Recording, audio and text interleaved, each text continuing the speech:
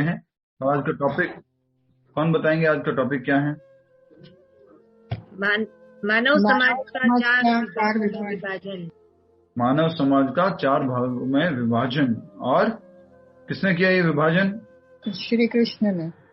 Yes, भगवान श्री कृष्ण ने। क्यों किया और इसके पीछे क्या कारण है, वो जो है आज हम समझने का प्रयास करेंगे। तो अपनी अपनी भगवद गीता खोल लीजिए, उसमें श्लोक संख्या 13 4.13। ठीक है, हरे कृष्णा। प्रोमिला कपूर जी माइक म्यूट कर देंगे?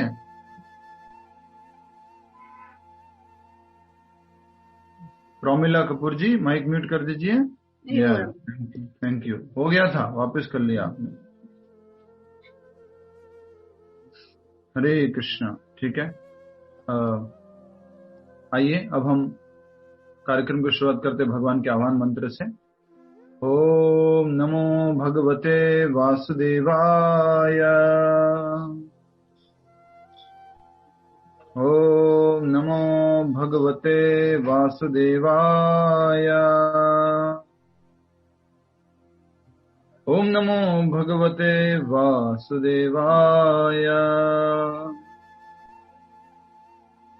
मुखम करोति वाचालं पंगुं लंघयते गिरिं यत्कृपातमहं वन्दे श्री गुरु दीनतारिणम्।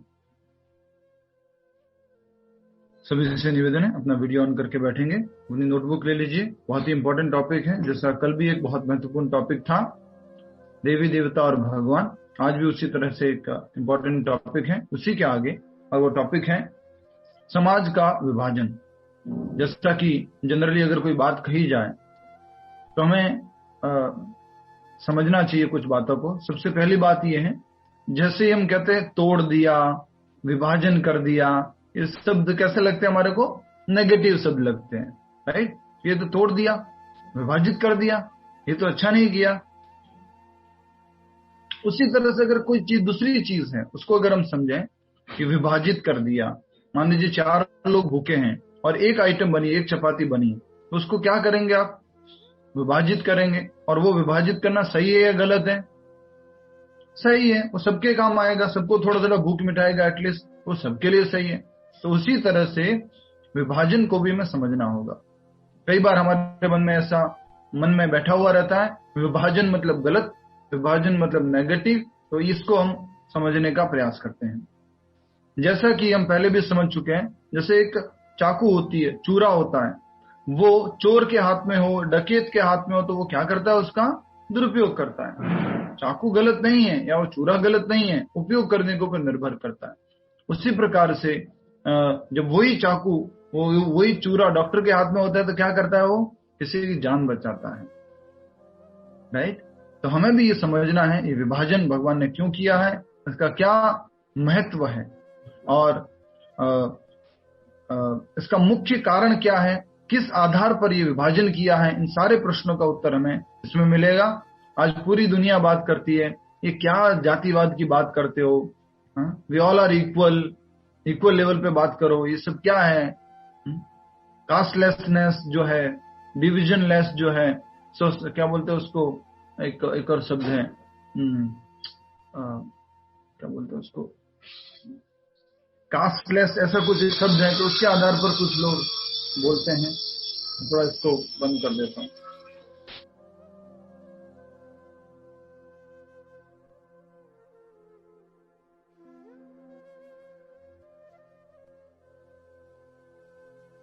यस, हमें शब्द याद आ गया। वो शब्द है क्लासलेस सोसाइटी।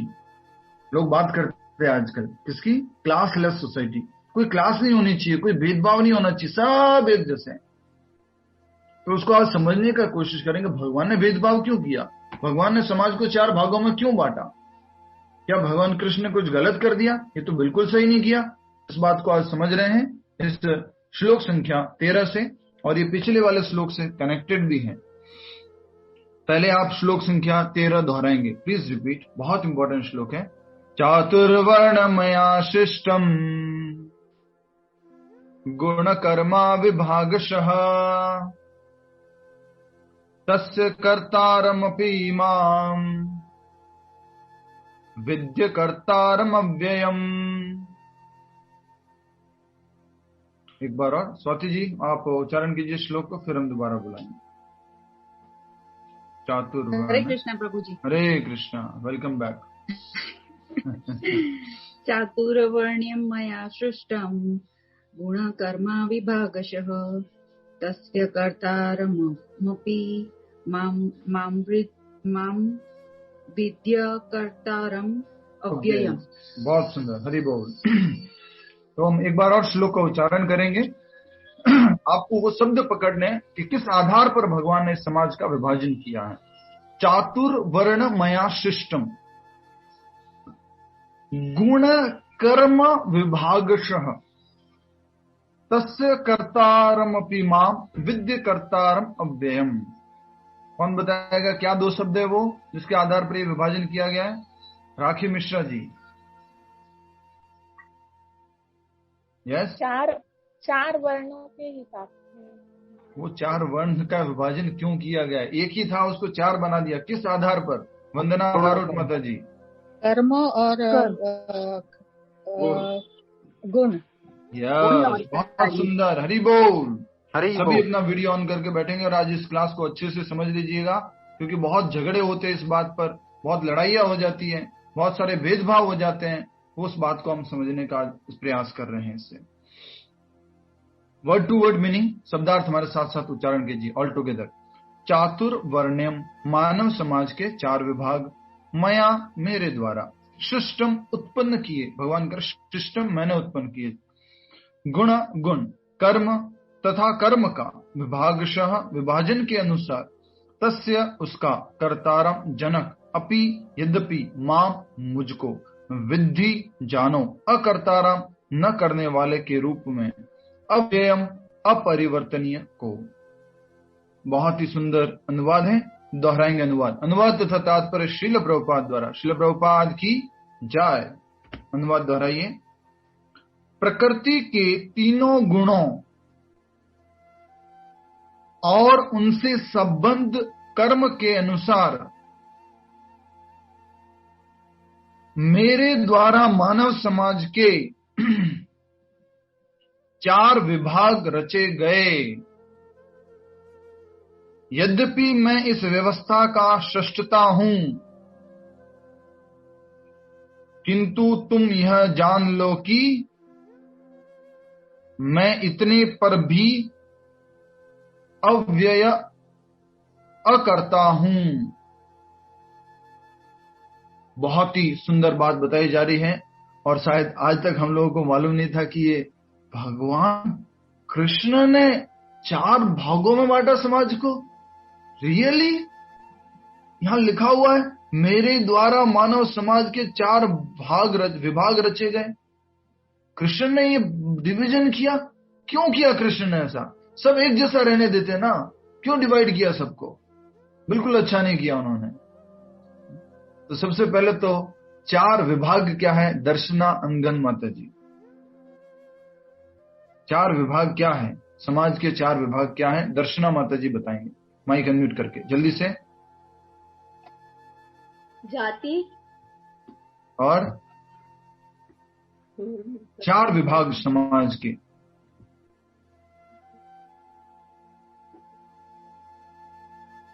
नहीं पता प्रभु जी। चार वर्ण बताइए, है जिससे पूछा जाए वो बताइए, बाकी माइक म्यूट रखेंगे। वर्णाश्रम चार वर्ण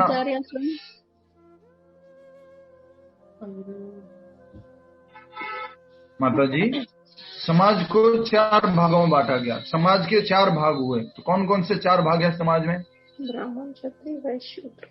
बहुत धन्यवाद आपका। आपको जब मना किया गया तो क्यों बोल रहे हैं आप?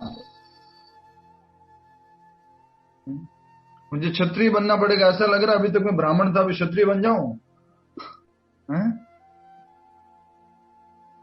तो चार भाग समाज के आपको मालूम है, पर हम आपको थोड़ा सा आगे भक्ति में आगे बढ़ाना चाहते हैं, इस ज्ञान में आगे बढ़ाना चाहते हैं, इसलिए हम पूछते हैं। नहीं तो क्या हो जाता है, हमें लगता है कि नहीं ठीक है, सब समझ में आ रहा है सबको।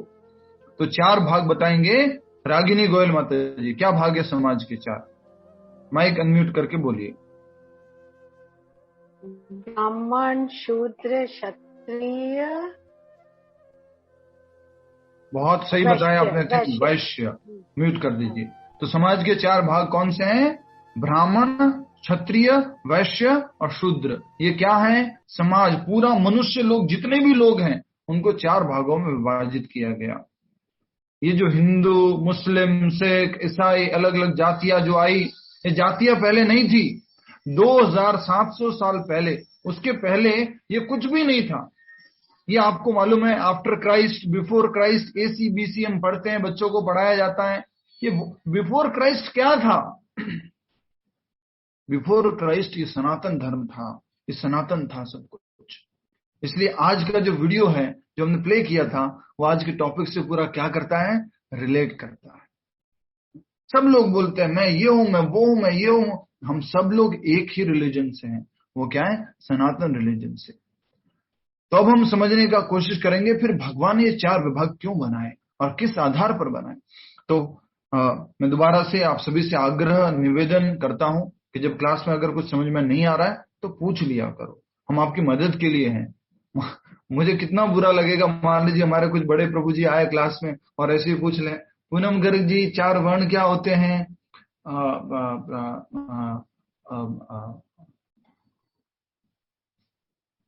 तो गड़बड़ हो जाएगा, मुझे कितना खराब लगेगा। आप पूछा करो कुछ समझ में नहीं आ रहा तो 4 वर्ण कौन कौन से हैं? समाज को 4 भागों में बांटा गया, ब्राह्मण, क्षत्रिय, वैश्य और शूद्र। 4 आश्रम कौन से हैं? मनुष्य जीवन को 4 भागों में बांटा गया। मनुष्य जीवन को 4 भागों में बांटा गया मतलब उसमें क्या क्या हुआ? ब्रह्मचारी, गृहस्थ, वानप्रस्थ और सन्यास। समझ में आया? मनुष्य जीवन जो 100 साल की उम्र है उसको 4 भागों में बांटा गया, उसको बोलते हैं ब्राह्मण। एक बात पूछूं, सॉरी टू डिस्टर्ब यू। ये सनातन का मीनिंग परमानेंट होता है, तो आप जो बताते हैं कि पहले 2700 साल पहले सनातन था, तो ये इसके साथ रिलेट कर सकते हैं? जी, तो सनातन कोई शब्द नहीं है, सनातन अर्थ है। तो ये जो पहले जो हम कहते हैं कोई अलग शब्द, नोटबुक में ऐसा नहीं लिखते थे कौन सा धर्म है, बोला सनातन धर्म है, वैसा नहीं होता था कुछ भी।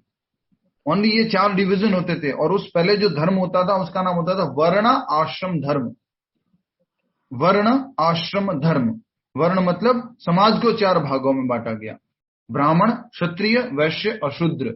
और आश्रम मतलब मनुष्य जीवन को 4 भागों में बांटा गया, ब्रह्मचारी, गृहस्थ, वानप्रस्थ और सन्यास। ठीक है, आगे बढ़ते हैं हम। भगवान कह रहे हैं आज के श्लोक में, जैसा कि आपने अनुवाद दोहराया है, प्रकृति के 3 गुणों, प्रकृति के 3 गुण कौन से हैं? आशा गुप्ता माता जी। हरे कृष्णा प्रभु जी, सत्व, रजस और तमस। बहुत सुंदर, हरि बोल। तो प्रकृति के 3 गुण कौन कौन से हैं? सत्व गुण, रजोगुण, तमोगुण। मैं दोबारा से आपको याद दिला देता हूं। इन्हीं तीनों गुणों को क्या बोला जाता है? माया। इन्हीं तीनों गुणों को क्या बोला जाता है? बाह्य शक्ति। इन्हीं तीनों गुणों को क्या बोला जाता है? प्रकृति। प्रकृति के 3 गुण, तो सत्व गुण, रजोगुण और तमोगुण। अब देखिए, पहले प्रश्न का उत्तर आपको मिल रहा है कि भगवान ने इस समाज का विभाग किस आधार पर किया। सबसे पहला उत्तर है इसका, प्रकृति के 3 गुणों के आधार पर। प्रकृति के 3 गुण कौन से हो गए? सत्व गुण, रजोगुण और तमोगुण। किसी में सत्व गुण ज्यादा है, किसी में रजोगुण ज्यादा है, किसी में रजोगुण और तमोगुण का मिक्सचर है, किसी में तमोगुण ज्यादा है। समझ में आया आपको? खाली ऐसे मत करना प्रभु जी गुस्सा हो जाएंगे इसलिए यस यस, नहीं बिल्कुल नहीं, अच्छे से समझ जाइए। ठीक है, तो सत्वगुण, रजोगुण और तमोगुण।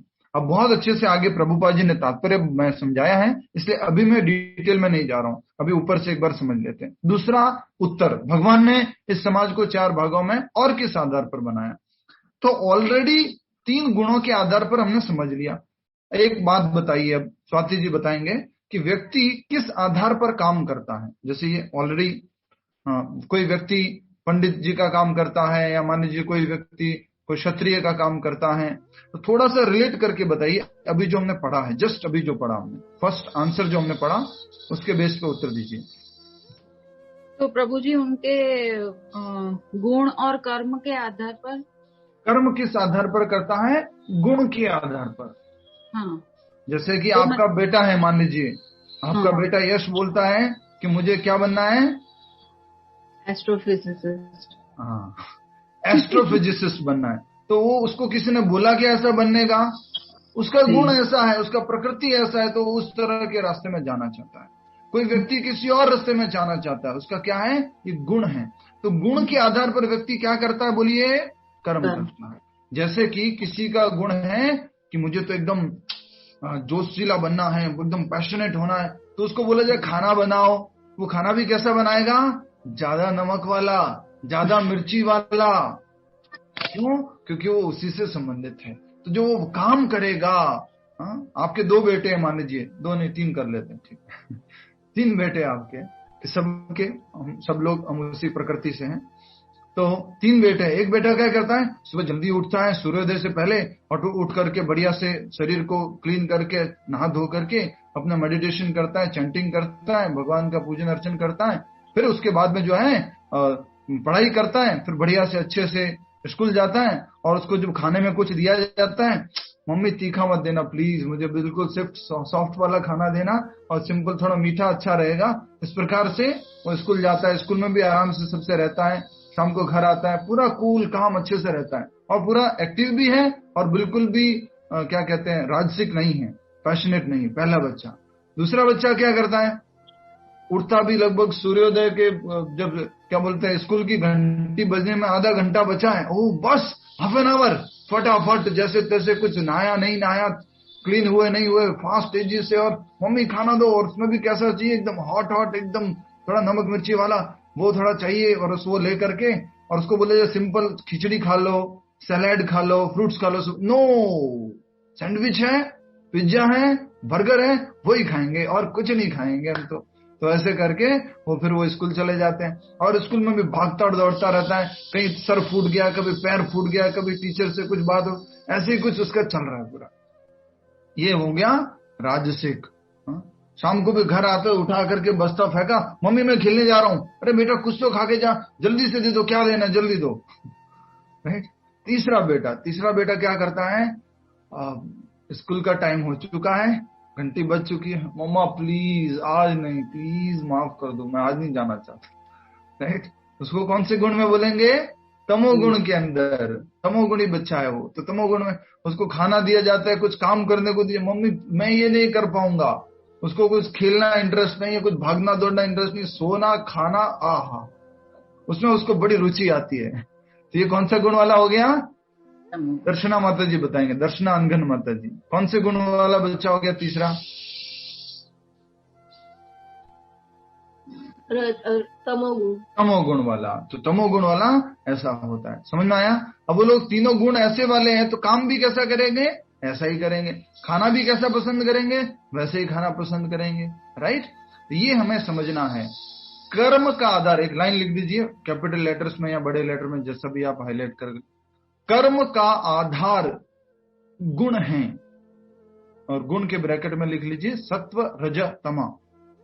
कर्म का आधार गुण है, और वो है सत्व रज और तमा। जैसी प्रकृति का व्यक्ति होगा वैसे ही क्या करेगा? कर्म करेगा। समझ में आ गया? हरे कृष्णा। अब देखिए आपको पूरी लाइन समझ में आ जाएगी अनुवाद की।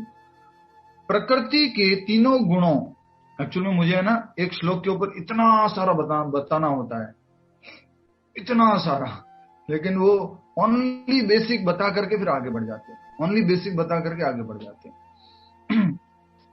प्रकृति के तीनों गुणों और उनसे संबद्ध कर्म के अनुसार, किनसे संबद्ध कर्म है? बोलिए, इशारा करके बताइए, किससे संबंध कर्म है? प्रकृति के तीनों गुणों से संबंधित कर्म। मेरे द्वारा मानव समाज के 4 विभाग रचे गए, जातिगत आधार पे नहीं कि पटेल का बेटा है तो पटेल, ये ब्राह्मण का बेटा है तो ब्राह्मण, ये जो है वैश्य का बेटा है तो वैश्य, ये जो है ये क्षत्रिय का बेटा तो क्षत्रिय नहीं। किस आधार पर था ये? गुण कर्म विभागशः। गुण और कर्म के आधार पर, गुण के आधार पर क्या आते हैं? कर्म आते हैं। ठीक है। तो मेरे द्वारा मानव समाज के 4 विभाग रचे गए। अब आपके मन में प्रश्न आ सकता है, क्यों किया भगवान ने? हरे कृष्ण, ध्यान दीजिए, क्यों किया भगवान ने ऐसा? 4 विभाग क्यों किए? तो आपका उत्तर ये है कि इस पूरे जगत में ये 4 कैटेगरी के लोग हैं।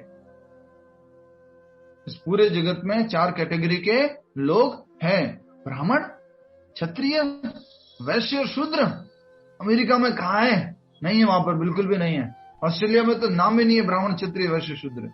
तो इसी तरह का एक प्रश्न स्वामी श्रील प्रभुपाद जी से पूछा गया एक रिपोर्टर ने कि स्वामी जी आप कहते हो भगवत गीता पूरे विश्व के लिए है, पूरे विश्व में किसी भी स्थान में लागू होती है, कोई भी व्यक्ति इसका पालन कर सकता है। आपके भगवान तो कह रहे 4 वर्ण बोल रहे हैं, ब्राह्मण, क्षत्रिय, वैश्य, शूद्र, हमारे अमेरिका में नहीं है, और आपकी भगवत गीता हमारे अमेरिका में लागू नहीं होती है।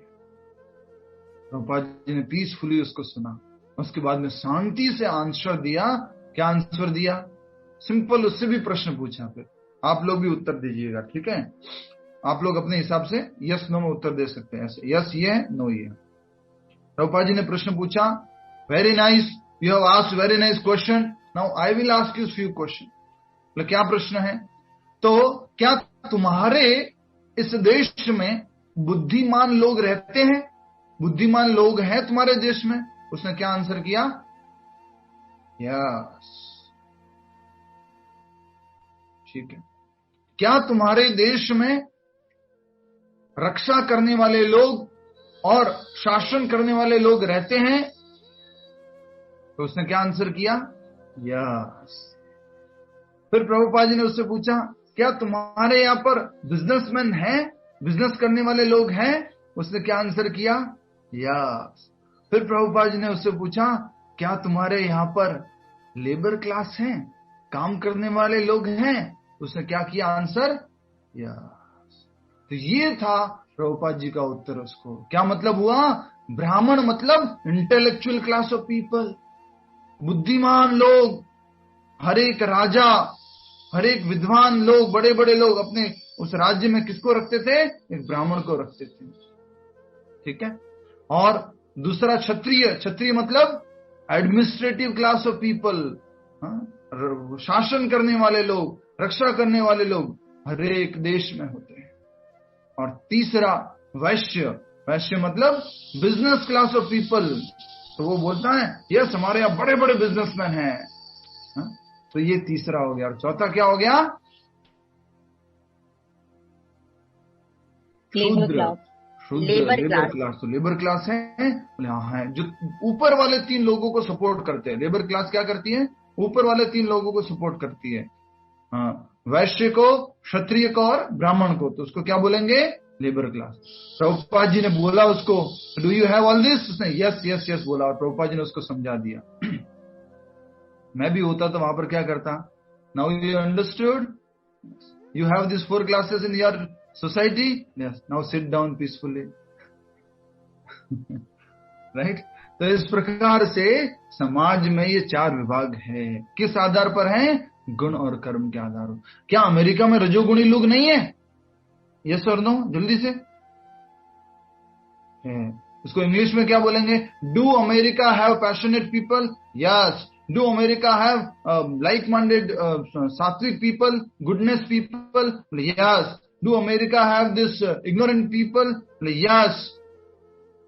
तो सब जगह भगवान ने भगवत गीता में ये नहीं कहा अहम भारतस्य पिता माता, नहीं कहा भगवान ने अहम सर्वस्य, मैं सभी योनियों का माता पिता हूं, मैं सबका माता पिता। भगवान ने कहीं नहीं कहा भगवत गीता ओनली भारत के लिए है, बिल्कुल नहीं। समझ में आ रहा है आपको?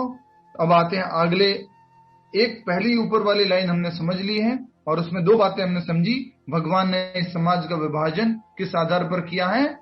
गुण के आधार पर। उससे क्या उत्पन्न होते हैं? कर्म। तो ब्राह्मण, क्षत्रिय, वैश्य, शूद्र जो विभाजन किया गया गुणों के आधार पर किया गया। और दूसरी जो बात आगे हम सेकंड लाइन में जो समझनी है वो ये है, यद्यपि मैं इस व्यवस्था का सृष्टा हूं, मैंने ये डिवीजन किया है, मैंने इसको बनाया है, किंतु तुम यह जान लो कि मैं इतने पर भी अव्यय करता हूं, अकर्ता हूं। मैं इतना करने के बाद भी क्या हूं? नॉन डूअर हूं, मैं कुछ भी नहीं करता हूं। पर्सनली भगवान कह रहे हैं मैंने इस समाज को बताया, मैं फिर भी कुछ नहीं करता हूं, या फिर मैं जो है कभी भी इन 4 के अंडर में नहीं आता। तो दूसरी लाइन का अर्थ हो गया भगवान कृष्ण कभी भी इन चारों के अंडर में नहीं आते।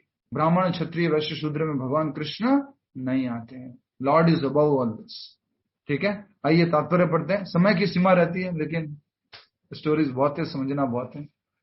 ठीक है, तात्पर्य श्रील प्रभुपाद जी द्वारा।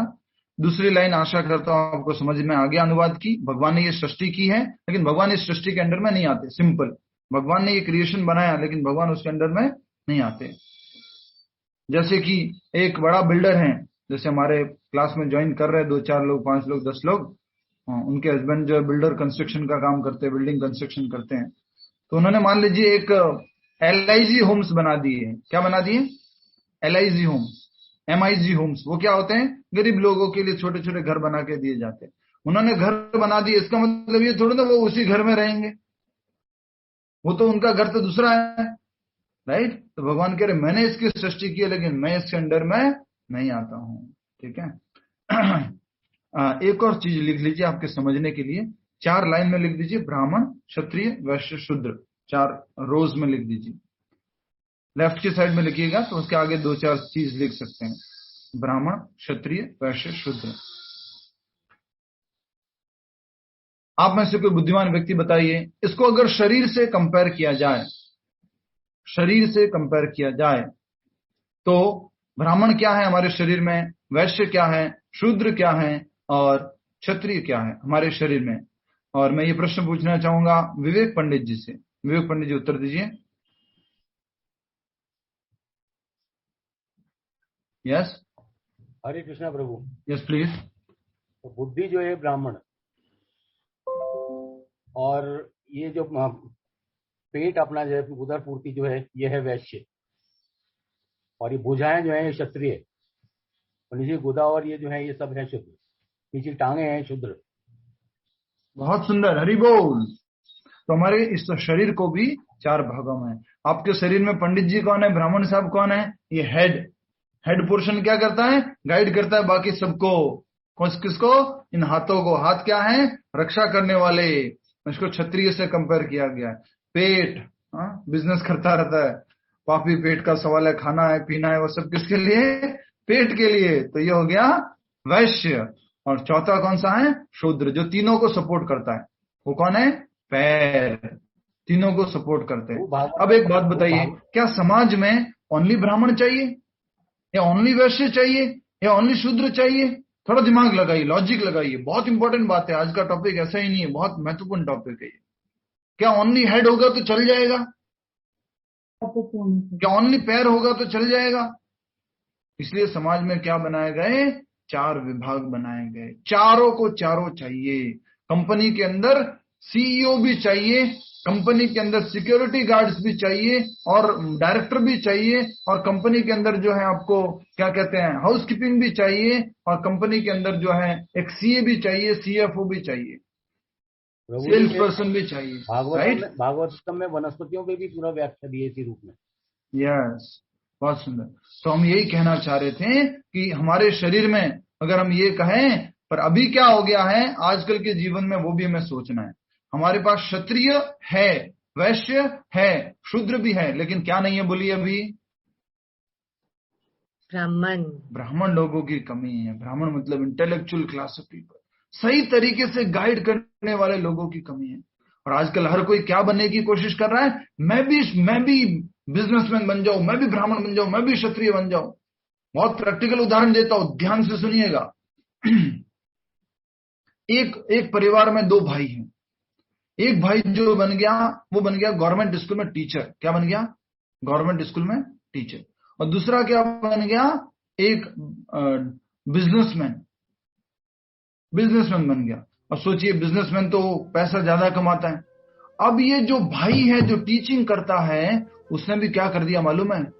ट्यूशन लगाना शुरू कर दिया, उसमें चीटिंग करना शुरू कर दिया, उसमें घूस लेना शुरू कर दिया, उसमें लोगों को फेल करना शुरू कर दिया, ब्लैकमेल करना शुरू कर दिया। किसने? उसे टीचर ने। क्यों किया ऐसा? उसने कंपेयर कर दिया अपने भाई से।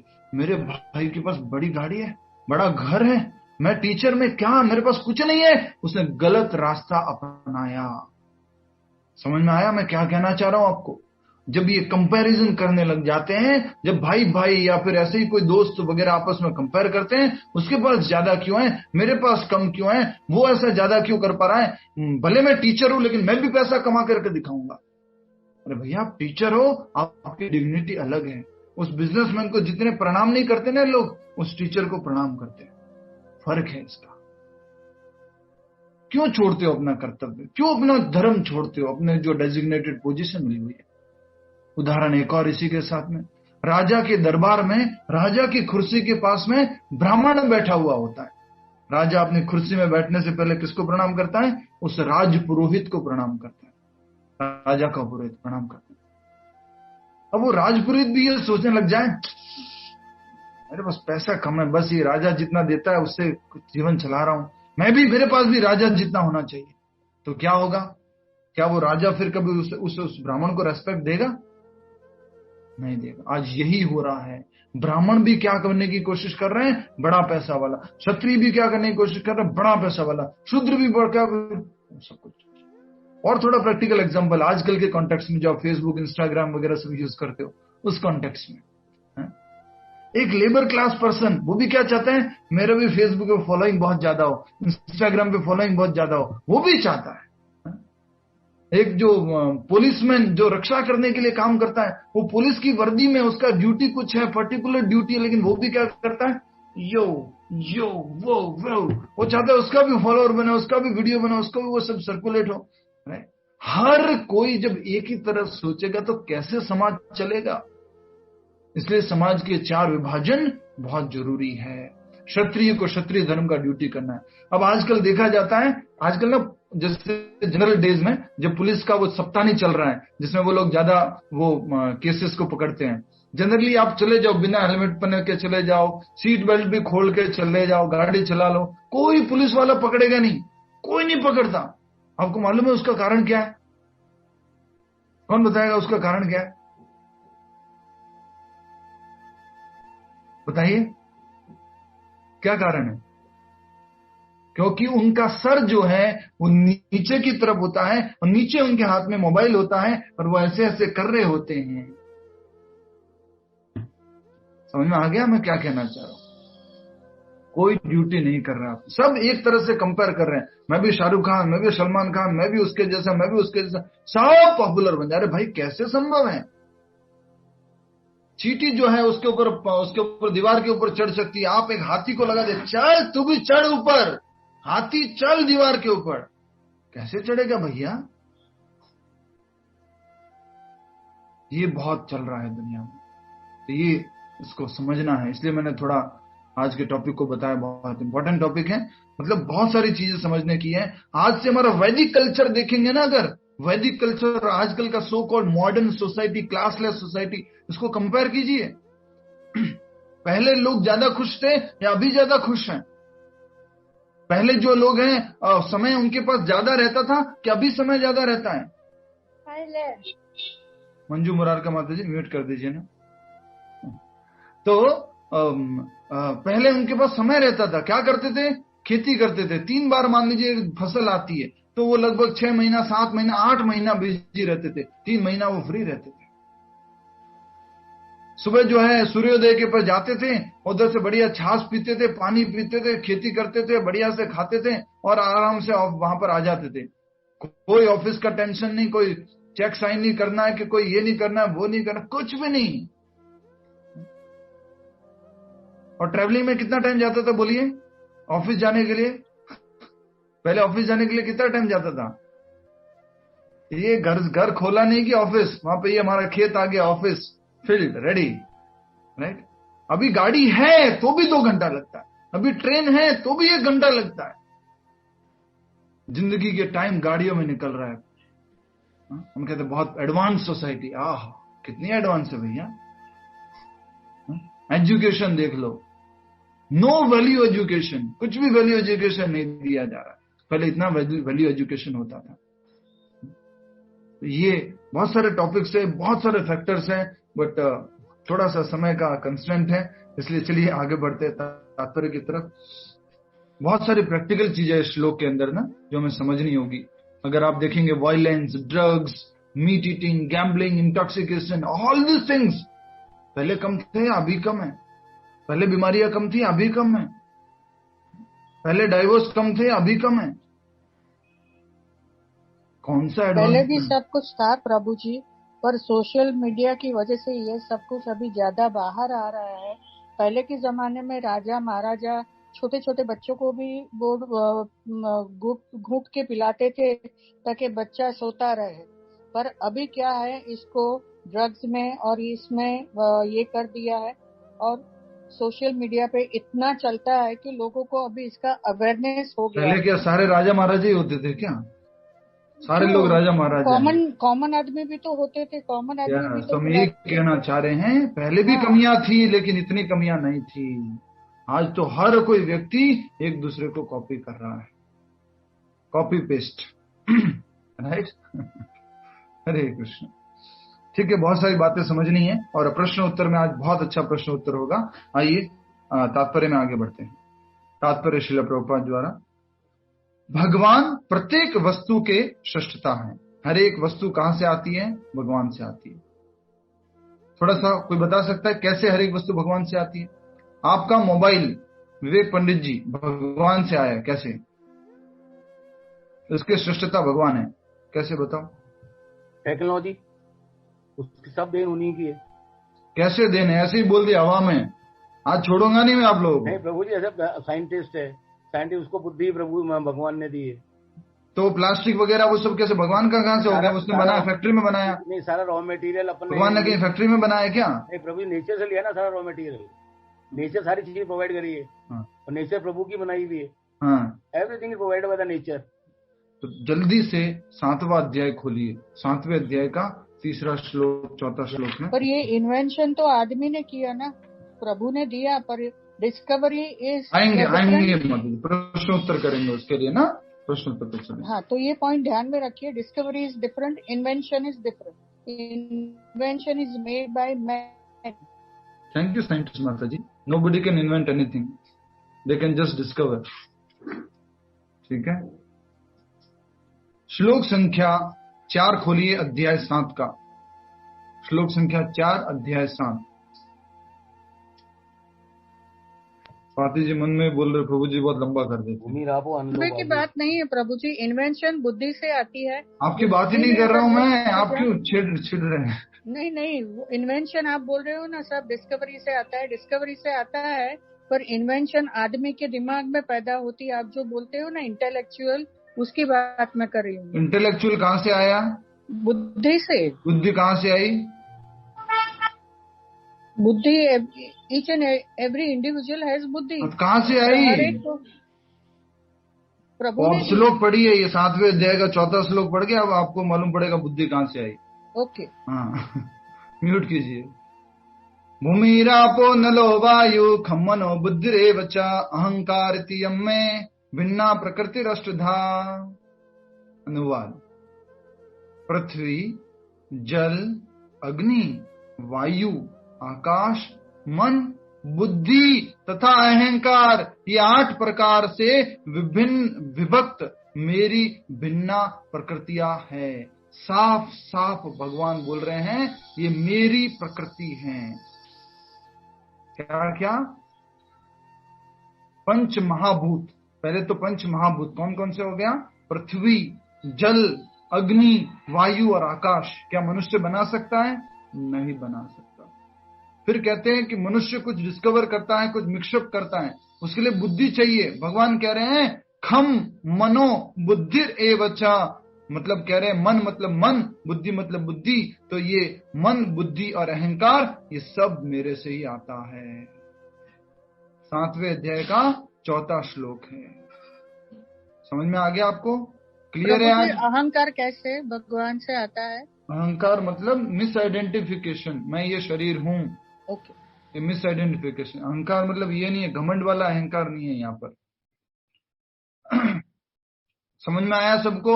दर्शना माता जी, शीतल माता जी, छाया खुद माता जी, आशा माता जी, विभा माता जी, जल्पा माता जी, समझ में आया? रूपल माता जी, और शांत शांत दिख रहे हो, ज्यादा सतोगुण में रहने की कोशिश कर रहे हो क्या? हरे कृष्ण।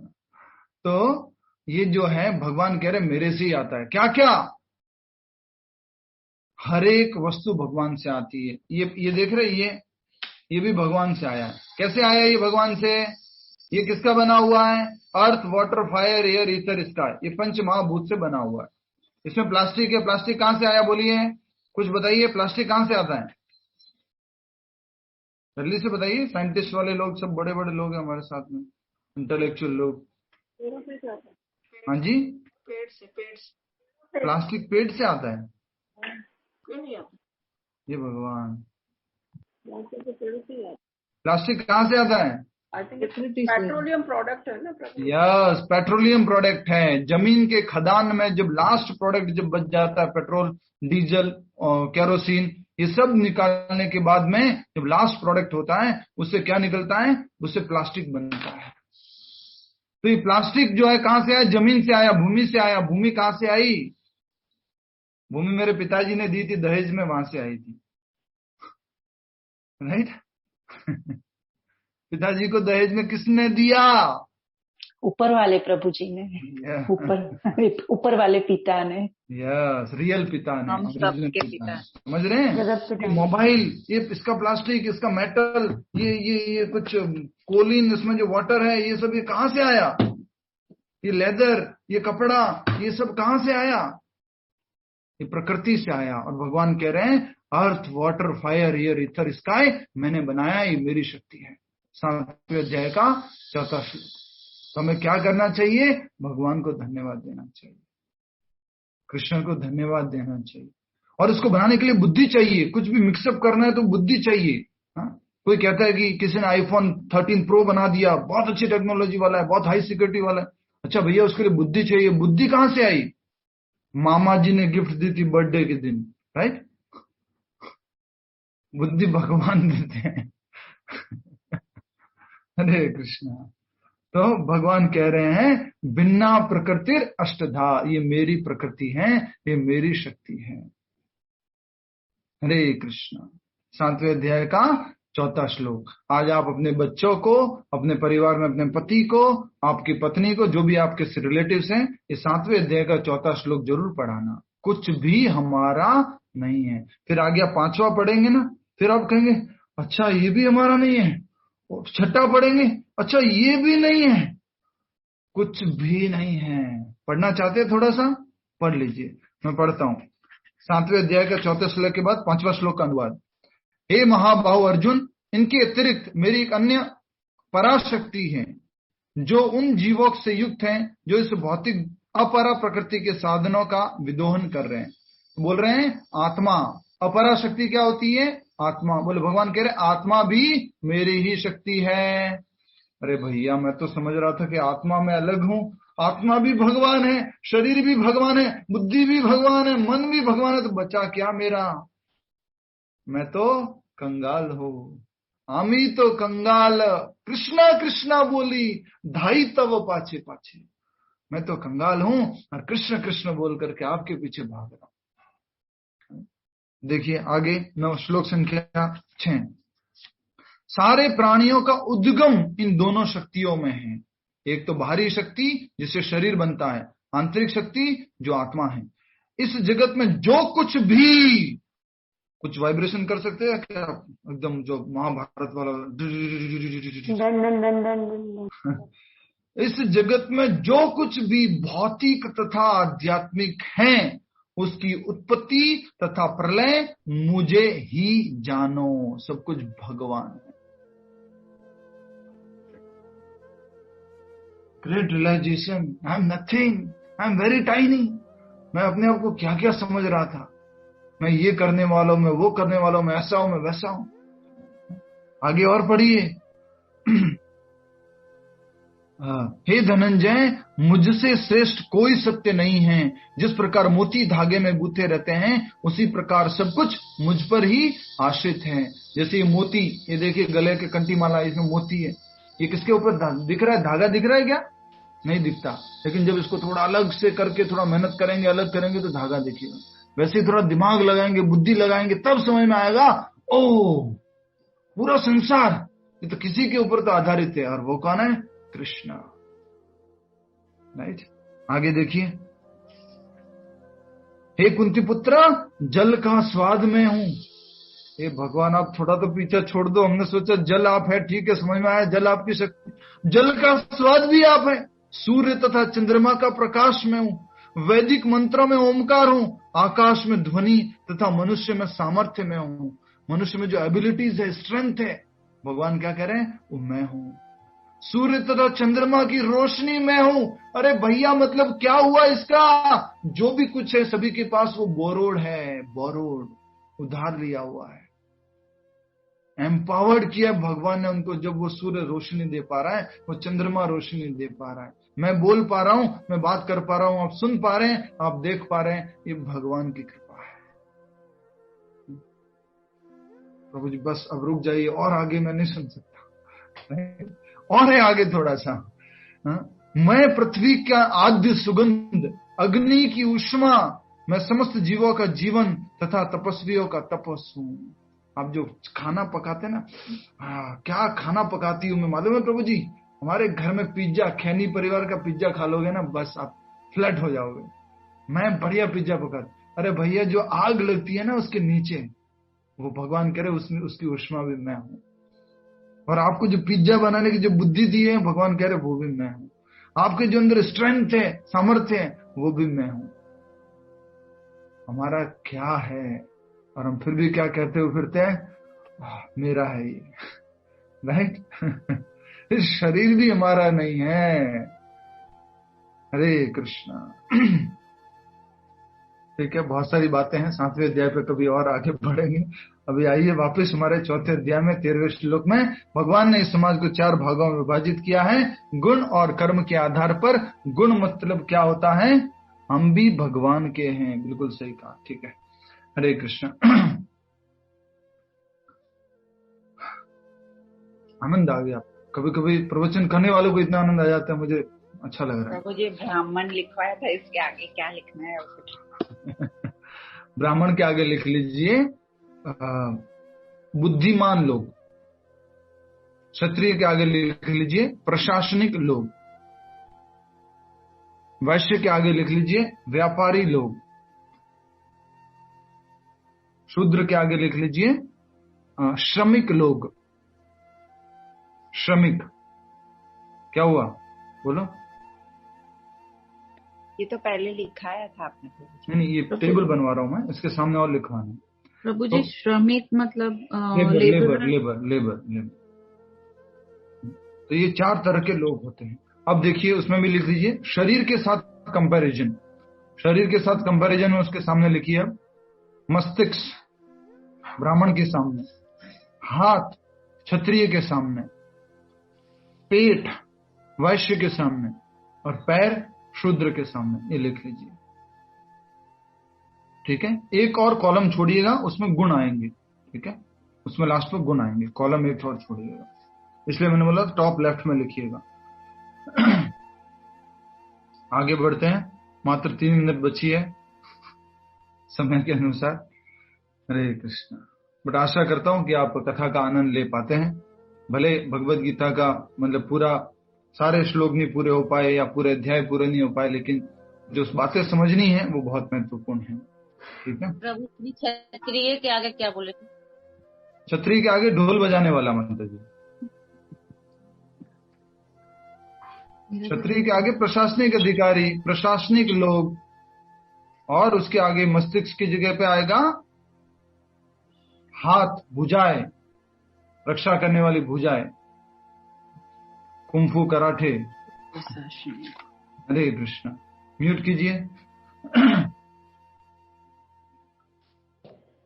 भगवान प्रत्येक वस्तु के सृष्टा हैं, प्रत्येक वस्तु उनसे उत्पन्न है, उनके ही द्वारा पालित है, उनसे ही आती है, पालन भी उनके द्वारा ही होता है। चलो भगवान होंगे बनाने वाले, पालन तो हम कर रहे हैं ना जी ना। पालन करने वाले भी कौन है? भगवान है। और प्रलय के बाद प्रत्येक वस्तु उन्हीं में समा जाती है। प्रलय के बाद सब कुछ भगवान में ही समा जाता है, ठीक है। ध्यान से सुनिएगा, आपके प्रश्न याद रखिएगा, बाद में जरूर पूछिएगा। अतः वे ही वर्णाश्रम व्यवस्था के सृष्टा है। ये वर्णाश्रम वर्ण मतलब ब्राह्मण, क्षत्रिय, वैश्य, शूद्र, और आश्रम मतलब ब्रह्मचारी, गृहस्थ और संन्यास। तो ये जो आश्रम हो गए, इसके सृष्टता कौन है? भगवान है। जिसमें सर्वप्रथम बुद्धिमान मनुष्य का वर्ग आता है। समझ गए ना? मैंने टेबल पहले ही बनवा दी है, तो आपको ज्यादा डिफिकल्टी नहीं आएगी समझ में। सर्वप्रथम बुद्धिमान मनुष्य का वर्ग आता है जो सतोगुणी होने के कारण ब्राह्मण कहलाते हैं। अब जो लास्ट कॉलम बचा था ना, उसमें लिख लीजिए ब्राह्मण के आगे अधिकांशतः सत्वगुणी, अधिकांशतः सत्वगुणी। रजोगुण भी होता है, तमोगुण भी होता है। अधिकांशतः कौन सा गुण होगा? सत्वगुण। स्वाति जी कहां गायब हो गए?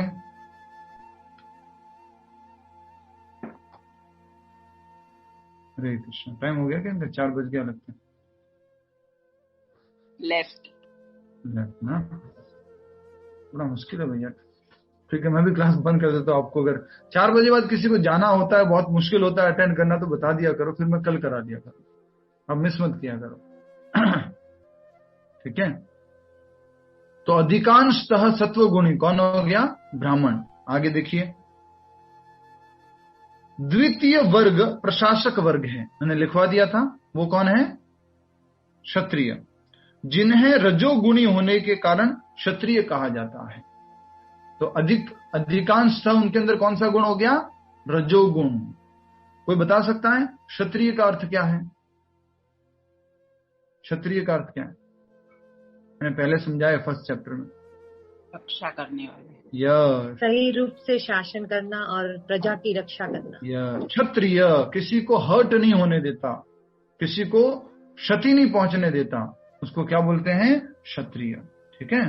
ब्राह्मण जो ब्रह्मन में विचरण करता है, जो भगवान की बातों का चिंतन करता रहता है, उसको ब्राह्मण कहते हैं। अब आगे देखिए तीसरा, वणिक वर्ग या वैश्य कहलाते हैं। कौन? वो लोग जो रजोगुण तथा तमोगुण से मिश्रण से युक्त होते हैं। तो लिख लीजिए उसके अंदर वणिक वर्ग के आगे, वैश्य वर्ग के आगे क्या लिखेंगे? तमोगुण, रजोगुण तथा तमोगुण का मिश्रण। अधिकांशतः रजोगुण तथा तमोगुण, थोड़ा थोड़ा सत्वगुण उनमें भी होता है। सुबह सुबह घंटी बजा देते हैं मंदिर के अंदर। सारे बिजनेसमैन ऐसे ही होते हैं। सारी भक्ति वगैरह जो, तो वाइस तू कर, मैं तो कमाने जा रहा हूं। हरे कृष्ण। तो वणिक वर्ग या वैश्य वर्ग वाले लोग रजोगुण तथा तमोगुण के मिश्रण होते हैं। चौथा, शूद्र या श्रमिक वर्ग के लोग तमोगुणी होते हैं। शूद्र में क्या लिखेंगे? तमोगुणी। अधिकांशतः तमोगुणी, थोड़ा उनमें सत्वगुण भी होता है और थोड़ा रजोगुण भी होता है। अधिकांशतः कौन सा गुण है? तमोगुण। ठीक है, समझ में आ गया सबको? टेबल बना दी सबने? आपको विभा माता जी के नोट्स भी शेयर किए जाएंगे बाद में। आशा करता हूं कि आप समझ गए हैं। आगे बढ़ते हैं हम। वंदना बारोट माता जी, समझ में आ गया? ठीक है, ओके। प्रश्न पूछना है? समझ में आ गया? थैंक यू, समझ में आ गया। ठीक है, ठीक है। तो ये 4 शूद्र वाला एक बार रिपीट कर दीजिए ना। तमोगुण और शूद्र, तमोगुण और रजोगुण का मिश्रण है। भगवत गीता में लिखा हुआ माता जी, गीता से पढ़ रहा हूँ ना मैं। शूद्र ओनली अधिकांशतः तमोगुणी। हाँ, सॉरी, रजोगुण में और तमोगुण में जो क्षत्रिय है, और शूद्र जो अधिकांशतः तमोगुण में। वो सोता रहता है, खाता रहता है, कुछ नहीं आता, बस पड़ा रहता है, वो आलसी के जैसे। ठीक है, देख लीजिए मैं किसके लिए बोल रहा हूँ। प्रभु जी, 1 मिनट मैं पूछूं? हाँ, अभी मतलब पहले का ये जो करके रखा था बराबर है, पर अभी ऐसा हो रहा है कि कहीं जो श्रमिक वर्ग है उनके बच्चे बहुत ज्यादा आगे बढ़ जाते हैं। तो आएंगे इन बातों पर आएंगे। ये बड़े टॉपिक्स हैं, प्रश्न उत्तर ये बड़े हैं, इन पर आएंगे हम। ओके, ठीक है। मानव समाज के इन चारों विभागों की सृष्टि करने पर भी भगवान कृष्ण इनमें से किसी विभाग वर्ण में नहीं आते। कोई लोग बोलते ब्राह्मण, भगवान कृष्ण तो यादव थे, यदुवंशी थे। भगवान कृष्ण किसी वर्ग में नहीं आते। इज अबव ऑल दिस वर्ग। ठीक है, क्योंकि वे उन बद्ध जीवों में से नहीं हैं जिनका एक अंश मानव समाज के रूप में है। मानव समाज में सब लोग हम बद्ध जीव हैं। आत्मा क्या है? जब ये शरीर धारण कर लेती है तो उसको बद्ध जीव बोलते हैं। ठीक है, भगवान ऐसे बद्ध जीव नहीं है, भगवान तो उनके सृष्टता है। मानव समाज भी किसी अन्य पशु समाज के तुल्य हैं, किंतु मनुष्यों को पशु स्तर से ऊपर उठाने के लिए ही उपयुक्त वर्णाश्रम की रचना की गई। अभी आपको उत्तर मिला गया, वर्णाश्रम की रचना क्यों की गई। अगर वर्णाश्रम नहीं होगा तो सभी लोग कैसे होंगे, पशु समान होंगे, कोई नियम कायदे कानून कुछ नहीं होंगे। मनुष्य और जानवरों में क्या फर्क है, नियमों का फर्क है, धर्म का फर्क है, तो वो होगा ही नहीं, फिर तो सब एक जैसी हो जाएंगे। इसलिए वर्णाश्रम धर्म की रचना की गई, जिससे क्रमिक रूप से कृष्ण भावनामृत विकसित हो सके। अब ये इंपॉर्टेंट कारण है जो आपके क्विज में आएगा, भगवान ने ये चतुर्विभाग क्यों बनाए, वर्णाश्रम क्यों बनाया। तो पहला तो ये उत्तर हो गया पशु समाज से ऊपर उठने के लिए, और दूसरा उत्तर ये है इसका क्रमिक कृष्ण भावनामृत के विकास के लिए। क्रमिक कृष्ण भावनामृत का विकास क्या होता है आशिता जी? सिस्टमैटिक रूप से, ग्रेजुअली। तो वो जो है उसके विकास के लिए 4 वर्णों का स्थापना किया गया। आप इसको अच्छे से समझ सकते हैं। जैसे मान लीजिए घर में ब्राह्मण जो है घंटी बजा रहा है, और कोई शूद्र आके जो है वो बाजार से ला करके फूल लेके आ रहा है, कुछ लेके आ रहा है, वो फूल भी सेवा में लग रहा है ना, वो फूल लेके आया वो भी सेवा में लग रहा है ना। धीरे धीरे उसका भी क्या होगा, कृष्ण भावनामृत में क्रमिक विकास होगा। आगे देखिए। हरे कृष्ण प्रभु जी, फर्स्ट क्या बोला? फर्स्ट माता जी जो लिखा हुआ है वही बोला है, मनुष्यों को पशु स्तर से ऊपर उठाने के लिए, पशु स्तर से ऊपर उठाने के लिए। दूसरा इसका उत्तर है कृष्ण भावनामृत के क्रमिक विकास के लिए। किसी विशेष व्यक्ति की किसी कार्य के प्रति प्रवृत्ति का निर्धारण उसके द्वारा अर्जित प्रकृति के गुणों द्वारा किया जाता है। कोई व्यक्ति क्या काम करेगा, कैसा वो व्यवहार करेगा, वो किसके ऊपर आधारित है, प्रकृति के द्वारा अर्जित गुणों के ऊपर आधारित है। कौन से गुण होते हैं प्रकृति के, रूपल पटेल जी, प्रकृति के गुण कौन से होते हैं? सत्व रजो तम। यस, इन गुणों के आधार पर डिसाइड हो पाएगा कि कौन क्या काम करेगा। नेक्स्ट, गुणों के अनुसार जीवन के लक्षणों का वर्णन इस ग्रंथ के 18वें अध्याय में हुआ है। 18वें अध्याय में डिटेल में बताया है कि ब्राह्मण के गुण क्या होते हैं, क्षत्रिय के गुण क्या होते हैं, वैश्य के गुण क्या होते हैं, और शूद्र के गुण क्या होते हैं। तो उसको जो 18वें अध्याय में बताया है उसको हम जरूर समझेंगे बाद में। यद्यपि गुण के अनुसार ब्राह्मण को ब्रह्म या परम सत्य के विषय में ज्ञान होना चाहिए। ब्राह्मण को किसका ज्ञान होना चाहिए? अब कॉलम में लिख लीजिए, कॉलम में लिख लीजिए, साइड में अगर कॉलम बचा है तो नीचे लिख लीजिए, नहीं तो ब्राह्मण को ब्रह्म का ज्ञान होना चाहिए, अध्यात्म का ज्ञान होना चाहिए। ब्राह्मण को ये ज्ञान नहीं होना चाहिए। अब पंडित जी, आजकल पान का क्या भाव चल रहा है पंडित जी? प्रभु जी इससे पहले एक लाइन छूट दी। कौन सी? गुणों के अनुसार जीवन के लक्षणों का वर्णन इस ग्रंथ, कौन सी लाइन छूट गई भैया? ये लाइन छूटी ना, किंतु कौन सी? ब्राह्मण से बढ़कर, कृष्ण भावना व्यक्ति ब्राह्मण से बढ़कर होता है। ये तो मैंने पढ़ा ही नहीं अभी तक प्रभु जी, आप कहाँ चल रहे हैं? आगे वाली पढ़ी ना वो, यद्यपि गुण के अनुसार, आप आगे वाली पढ़ गए थे इसलिए। Yes yes, you are right, you are right, you are right. Hari बोल, थैंक यू।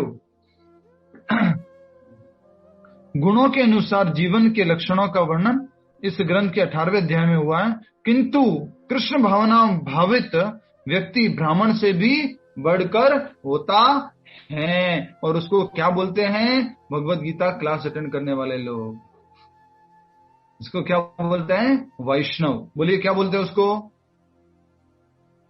वैष्णव। जाति वैष्णव नहीं, मेरा नाम है राजेश वैष्णव, वो वाले वैष्णव नहीं। कौन से वैष्णव? जो नियमों को जानते हैं और उसका पालन करते हैं, कृष्ण भक्ति करते हैं, जो कृष्ण भावना भावित होते हैं, उसको बोलते हैं वैष्णव।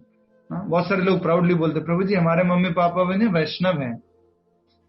वैष्णव का मतलब होता है जो कृष्ण भक्ति करते हैं, जो कृष्ण भावना भावित है, वो वैष्णव है। ठीक है। तो क्या कहा गया देखिए, गुणों के अनुसार जीवन के लक्षणों का वर्णन इस ग्रंथ के 18वें अध्याय में हुआ है, किंतु कृष्ण भावना भावित व्यक्ति ब्राह्मण से भी बढ़कर होता है। यद्यपि गुण के अनुसार ब्राह्मण को ब्रह्म या परम सत्य के विषय में ज्ञान होना चाहिए। दूसरा, किंतु उनमें से अधिकांश भगवान कृष्ण होना चाहिए, कहाँ गया? हाँ, किंतु उनमें से अधिकांश भगवान कृष्ण के निर्विशेष ब्रह्म रूप को ही प्राप्त कर पाते हैं। मतलब समझ गए, ब्राह्मण लोग जो है निराकार ज्योति और उसके बारे में बात कर लेते हैं, उसी को फिर प्राप्त कर पाते हैं। किंतु जो मनुष्य ब्राह्मण के सीमित ज्ञान को लांघ कर भगवान कृष्ण के ज्ञान तक पहुंच जाता है, वही कृष्ण भावना भावित होता है और वैष्णव कहलाता है। क्या बात है! श्रीला प्रभुपाद जी का तात्पर्य तो मैंने पढ़ा नहीं था आज की, ये वैष्णव शब्द लिखा हुआ है, तो अच्छा लगा। तो वैष्णव कहलाता है। आजकल देखिए ब्राह्मण तो कैसे हो गए, अरे बोल, ध्यान दीजिए, ब्राह्मण तो ऐसे हो गए आजकल, पांडे जी क्या चल रहा है, मिश्रा जी, और क्षत्रिय कैसे हो गए, बड़े बड़े पेट वाले। उनको बोला जाए थोड़ा दौड़ना है, किसी को पकड़ना है, चोर को, तो दौड़ नहीं पाएंगे। वैश्य कैसे हो गए, झूठ बोलने वाले, चीटिंग करने वाले वैसे हो गए। और शूद्र कैसे हो गए, कामचोर हो गए हैं। जैसे मालिक नहीं देख रहा है, कोई नहीं देख रहा, चलो राइट। हरे कृष्णा। तो कहा जा रहा है,